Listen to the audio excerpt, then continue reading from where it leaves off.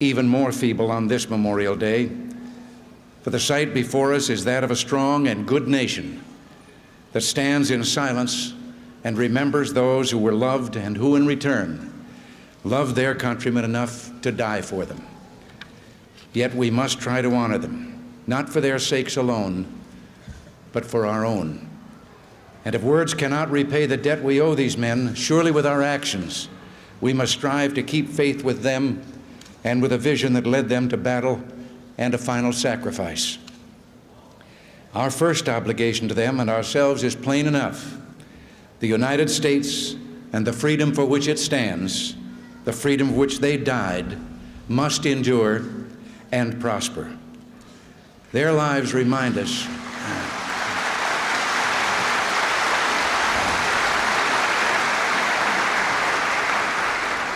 lives remind us that freedom is not bought cheaply. It has a cost. It imposes a burden. And just as they whom we commemorate were willing to sacrifice, so too must we, in a less final, less heroic way, be willing to give of ourselves. It is this, beyond the controversy and the congressional debate, beyond the blizzard of budget numbers and the complexity of modern weapons systems, that motivates us in our search for security and peace. War will not come again.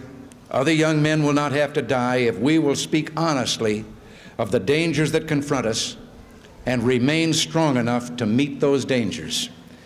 It's not just strength or courage that we need, but understanding and a measure of wisdom as well.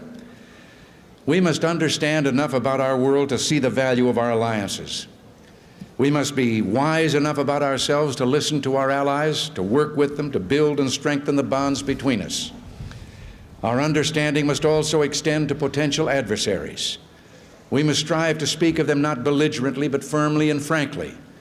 And that's why we must never fail to note, as frequently as necessary, the wide gulf between our codes of morality.